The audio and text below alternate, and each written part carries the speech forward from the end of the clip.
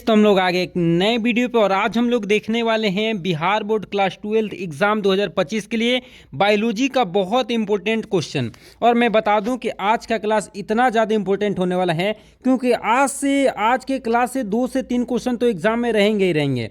अगर आप भी चाहते हैं कि आपके एग्जाम का एक भी क्वेश्चन गलत ना हो और आप एग्जाम में बहुत बेहतरीन करके आएँ और इस बार का सपना आपका साकार हो जाए और 400 प्लस आपके एग्जाम में रिजल्ट आए, तो होगा कैसे जब आप बारीकी से पढ़ेंगे। और एक ही सब्जेक्ट पढ़ने से नहीं होगा, आपके लिए प्रॉपर हिंदी के क्लास चलाए जा रहे हैं, बायो के क्लास चलाए जा रहे हैं, केमिस्ट्री के क्लास चलाए जा रहे हैं, ताकि आप एग्जाम में बहुत बेहतरीन करें।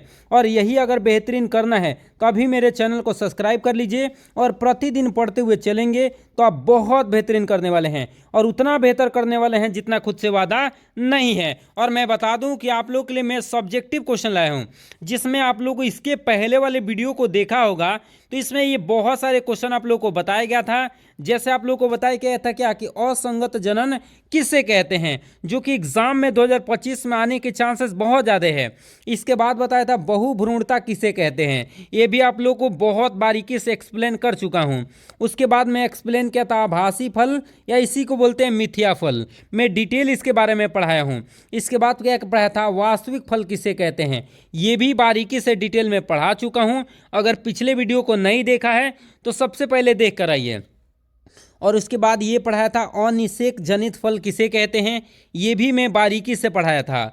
उसके बाद बताया था कि फल भित्ति किसे कहते हैं, ये भी आप लोगों को बारीकी से मैं क्या कर दिया हूँ, बता दिया हूँ। और इसके बाद से मैं 7 नंबर क्वेश्चन की बातें करूँ तो 7 नंबर क्वेश्चन भी मैं बता चुका हूँ। और आज मैं जो स्टार्ट करने वाला हूँ वो 8 नंबर क्वेश्चन होने वाला है। लेकिन हाँ, इसके पहले मैं कहना चाहूँगा ये कि देखिए, अगर आप बारीकी से पढ़ते हैं ना तो बहुत बेहतरीन करेंगे। और देखिए, एग्ज़ाम में बेहतर करना है ना तो बेहतर पढ़ना पड़ेगा। क्योंकि देखिए, आप एग्ज़ाम का व्यू समझिए, क्योंकि देखिए एग्ज़ाम में आप बेहतर से बेहतर करेंगे ना तो आपका मम्मी पापा का नाम रोशन होगा और बहुत बेहतरीन करेंगे। इसलिए प्लीज़ आप लोग पढ़िए। चलिए तो मैं क्वेश्चन को स्टार्ट करता हूँ और समझते हुए चलते हैं लोग। देखिए, पूछ रहे क्या चीज़ कि परागण किसे कहते हैं और यह कितने प्रकार का होता है। तो मैं बता दूं कि लैंगिक जनन की प्रक्रिया में पराग कणों का स्त्री केसर के वर्तिकाग्र तक स्थानांतरण होना क्या कहलाता है, परागण कहलाता है। यहाँ पे परागण लिख लीजिएगा आप लोग। तो परागण किसे कहेंगे कि लैंगिक जनन की प्रक्रिया में पराग कोश से पराग कण निकलकर, पराग कण कहाँ से निकलते हैं तो पराग कोश से निकलते हैं, याद रखेंगे। तो पराग कोश से परागण निकलते हैं और स्त्री के कहाँ वर्तिकाग्र तक पहुँचते हैं। कहाँ पे पहुँचते हैं, स्त्री के वर्तिकाग्र तक पहुँचते हैं। उसी को हम लोग क्या कहते हैं, परागण कहते हैं, याद रह जाएगा। और इस परागण को कितने भागों में हम लोग बांटते हैं तो आपको जानना है कि इसको परागण को हम लोग 3 भागों में बांटते हैं। एक होता है स्वयुग्मन परागण, दूसरा है सजात पुष्पीय परागण और तीसरा है परनिषेचन। और एक बात और मैं बता दूं कि देखिए, यहाँ से 2025 में आने की चांसेस बहुत ज़्यादा है। देखिए, अगर आप बारीकी से पढ़ रहे होंगे ना तो आप निश्चित बहुत बेहतरीन कर जाएंगे और उतना बेहतर रिजल्ट लाएंगे जितना आप खुद नहीं सोचते हैं। और मैं यकीन के साथ कहता हूँ ना कि आप बारीकी से पढ़िए, अपने मम्मी पापा का नाम रोशन करिए। देखिए, यही मौका है कि आप बढ़िया से बेहतर करके अपने मम्मी पापा का नाम रोशन कर सकते हैं और बहुत बेहतरीन कर सकते हैं। तो प्लीज़ आप लोग पढ़ाई को इग्नोर मत करिए और वीडियो को अच्छा लगता है ना तो ज़रूर लाइक किया करिए और चैनल को सब्सक्राइब कर लीजिए। मैं यकीन के साथ कहता हूं कि आप बहुत बेहतरीन करने वाले एग्ज़ाम में हैं और 400 प्लस लाना तो बिल्कुल आसान है, बस आप बारीकी से पढ़ते हुए चलेंगे तब। अगले क्वेश्चन पे आ जाते हैं लोग। देखिए क्या है, सजातीय पुष्पी परागण किसे कहते हैं। और ये मैं बता दे रहा हूँ कि 2025 में ये क्वेश्चन आ रहा है, तो प्लीज़ आप लोग इसको पढ़ लीजिएगा। ये बहुत इंपॉर्टेंट क्वेश्चन है, इसलिए प्लीज़ आप इसको इग्नोर नहीं करेंगे। तो देखिए क्या है, सजातीय पुष्पीय परागण किसे कहते हैं। तो आपको याद रखना है कि एक ही पादप के, एक ही पुष्प के परागकण दूसरे पुष्प के वर्तिकाग्र तक स्थानांतरित होता है, उसी को हम लोग क्या कहते हैं। तो याद रखना है, सजातीय पुष्पी परागण कहते हैं। आप परागण लिखिए, टाइपिंग में मिस्टेक हो गया है, इसके लिए सॉरी, मैं क्षमा चाहूँगा आप लोगों से। आप लोग परागण लिख लेंगे, उसी को हम लोग क्या कहते हैं, सजातीय पुष्पी परागण कहते हैं, याद रखेंगे। ये भी, इसका भी बहुत चांस है कि ये 2025 के एग्ज़ाम में आ जाए। तो प्लीज़ आप लोग इसको ध्यान से रख लीजिएगा और याद तो बिल्कुल आसानी से कर ही लेना है। चलिए तो क्वेश्चन क्या है, लघु बीजाणुधानी किसे कहते हैं।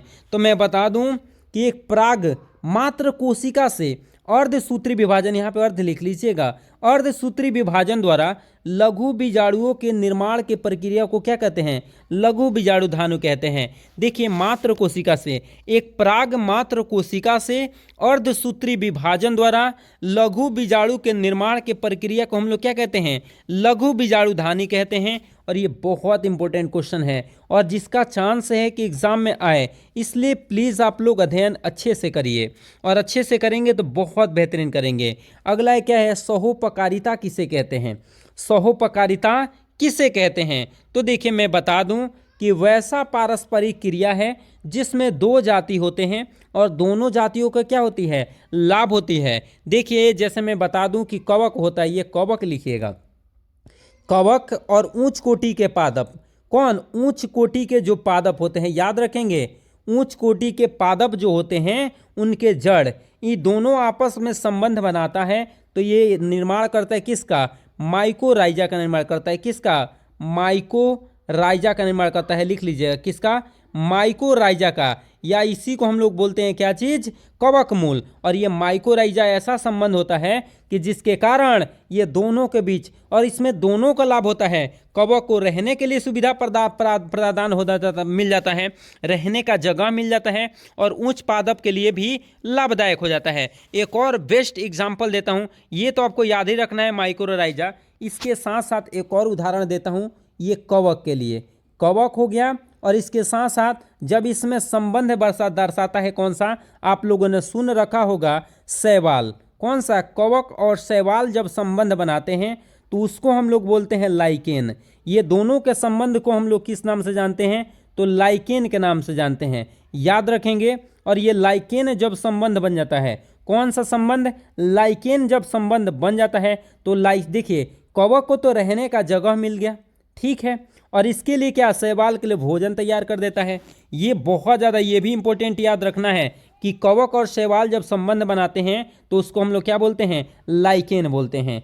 चलिए तो अगले क्वेश्चन पे चलते हैं, लेकिन प्लीज़ आप लोग पढ़िए और अध्ययन करना है। चलिए अगले क्वेश्चन को देखते हैं। अगला क्वेश्चन देखिए क्या है कि परनिषेचन किसे कैसे, आप क्या समझते हैं, परनिषेचन क्या होता है। तो देखिए इसमें एक पुष्प के परागण दूसरे पुष्प के वर्तिकाग्र पर क्या होता है, स्थानांतरित होता है। मतलब कहने का मतलब ये है कि ये मान लीजिए पुष्प है और ये भी पुष्प है, तो यहाँ से परागण निकला और यहाँ पे क्या किया, गया। इसी को हम लोग क्या कहते हैं, परनिषेचन के नाम से जानते हैं। इसमें एक ही पुष्प के परागण दूसरे पुष्प के वर्तिकाग्र पर क्या होता है, गिरता है, उसी को हम लोग क्या कहते हैं, उसको हम लोग परनिषेचन के नाम से जानते हैं। ये भी बहुत ज़्यादा इंपॉर्टेंट है। अगला क्वेश्चन तो हमें लग रहा है कि ये इसकी आने की चांसेस बहुत अधिक है और उम्मीद के साथ मैं ये कह सकता हूँ कि 2025 में ये क्वेश्चन क्या हो रहा है, आ रहा है। तो प्लीज़ आप लोग इस क्वेश्चन को पढ़ के जाएंगे ताकि आप एग्ज़ाम में बहुत बेहतरीन करें।